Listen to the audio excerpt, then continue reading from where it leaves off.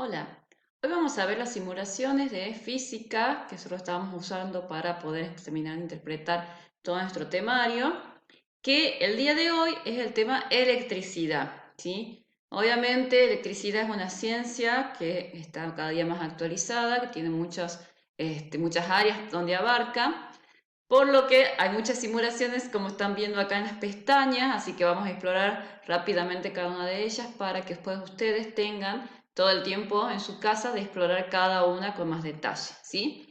Lo primero que vemos acá es una simulación que se llama globo y electricidad, que es cómo se carga un cuerpo, ¿sí? De forma eléctrica. Recuerden que la forma de cargar los cuerpos eran de varias, por frotamiento, por inducción.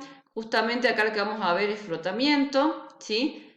Que lo que hacemos es, por ejemplo, este material, que es un globo, que es un mágico, nosotros frotamos, hacemos una transferencia de electrones entre un material, que en este caso es un buzo de lana, hacia el globo, ¿sí? Esto, insisto, acá ven mi puntero, como yo lo uso con el mouse.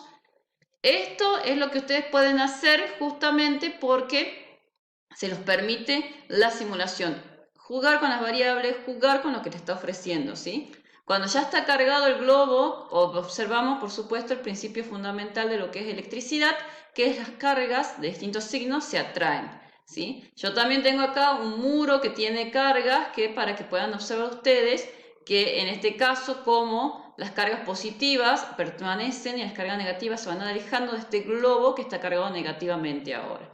¿Sí? Esto es simplemente para observar cómo se carga un globo. Por supuesto, acá también tienen entre dos globos para que vayan viendo, tienen todo lo que son las unidades y demás para ustedes mover, ¿sí? Como acá, no sé si pueden observar, los dos globos están con carga negativa, entre ellos se separan, ¿sí? Vamos a ir a la ley de Coulomb.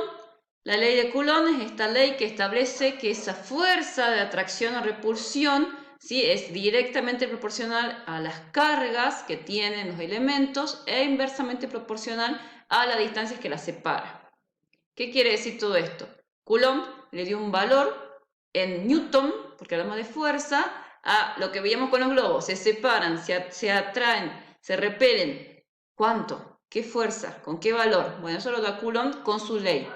Obviamente la idea de esto es simplemente jugar con las cargas, ¿sí? Acá dice que es directamente proporcional a las cargas, inversamente proporcional a las distancias que las separa. Es decir, si yo aumento las cargas, ¿sí? Las fuerzas van creciendo, ¿sí? Esta es la escala macro. Acá vemos el valor en fuerza, en notación científica. Si quieren, por ahora lo dejamos en notación, sin notación científica para que vean el valor, pero en notación científica es lo ideal, ¿sí? Es decir, más cerca están las cargas y más grandes son, mayor es la fuerza. En este caso de repulsión, porque una carga es positiva y otra es, perdón, porque las dos son positivas. Yo acá pongo una negativa, ¿sí? Esto, las flechas me indica a mí hacia el vector de esta fuerza, hacia dónde va y me indica si es atracción o repulsión, ¿sí? En este caso, al ir uno hacia un lugar, uno en sentido y otro en otra dirección, lo que me está diciendo a mí es que es atracción, se atraen la fuerza. Como les dije, la idea de esto está en el práctico, que ustedes coloquen los números, que vayan viendo cómo también lo podemos hacer de forma, por supuesto, analítica con la calculadora. También vamos a ver cargas y campo eléctrico. Cargas y campo eléctricos, nosotros personalmente en lo que es en la materia, no lo vemos mucho porque es un poco más teórico, ¿sí? Así que lo vamos a ver sobre todo de forma teórica. Campo eléctrico es cuando yo tengo una carga puntual, como esta que está acá, y la coloco en un campo eléctrico, vamos a ver hacia dónde van a ir las fuerzas, ¿sí? Hacia dónde se va a mover lo que es la parte del vector, dirección, sentido y magnitud de esa carga puntual. Cuando yo tengo, sí, eso lo podemos medir, por ejemplo, que acá nos da todas las herramientas, esta simulación. Cuando yo tengo, por ejemplo, una carga puntual negativa, como esta azul que vemos acá, sí, que tiene un valor de menos un nanocoulomb, lo que se observa es que la fuerza de atracción de este campo eléctrico, que son positivas, son de atracción hacia esa carga negativa. Cuando yo tengo una fuerza positiva, una carga puntual positiva, observo que las fuerzas que se obtienen en este campo eléctrico son de repulsión. Generalmente en el campo eléctrico las fuerzas son positivas y lo que yo quiero ver es si la carga que yo necesito conocer es positiva o negativa. De acuerdo justamente a cómo se muevan estos vectores en el campo, en este campo eléctrico, me indica a mí si la carga es positiva o negativa. Es bastante teórico, pero está muy bueno después que vean la teoría y que lean el libro, que lo puedan acá manejar como para terminar de entenderlo. Y por último vamos a ver lo que es la ley de Ohm. ¿Sí? La ley de Ohm, sí es muy usada y muy conocida, nos dice que lo que es la intensidad de corriente va a ser directamente proporcional a la cantidad de voltaje o diferencia de potencial e inversamente proporcional a la resistencia. Hablando de resistencia, lo podemos ver un poquito antes, quiere decir el material por donde va a pasar la electricidad. ¿Sí? El material que se opone al paso de electricidad, vamos a decir que es un material resistente. Esa resistencia está dada por el material, ¿sí? Que me da justamente esta sigla, esta letra griega que se llama Rho, que me dice la receptividad que tiene el material, es decir, si es de plástico, tiene poco pasaje de electrones, casi nulo. Si es de cobre, que es uno de los más conocidos de los metales, tienen alta capacidad de que puedan pasar los electrones, entonces conduce muy bien a la electricidad. Depende de la longitud, del largo que va a tener el cable y del área, ¿sí? Justamente el área que va a tener el cable. ¿Qué me dice esta simulación? Esto ustedes lo ven en teoría, que yo puedo ir manejando si yo aumento la receptividad, es decir, pasamos, ¿sí? Como ven, a un plástico, la resistencia es mucho mayor, no va a permitir que pase la electricidad.